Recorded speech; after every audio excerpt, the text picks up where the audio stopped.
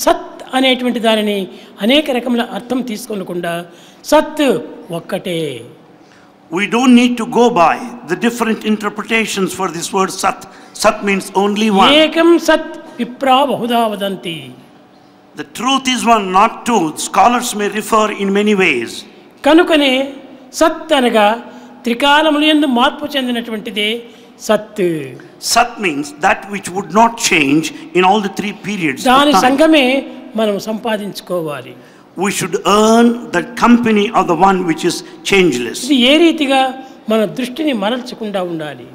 We should have an unwavering thought and concentrated attention. మన వాక్కును మార్చుకోకుండా ఉండాలి. We should not change our words, expression. మన కర్మలు ఏ విధమైనటువంటి మార్పులు లేకుండా ఉండాలి. Our actions also should not transform.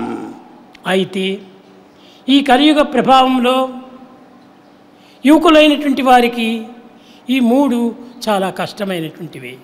In this age of Kali, youngsters will find it difficult.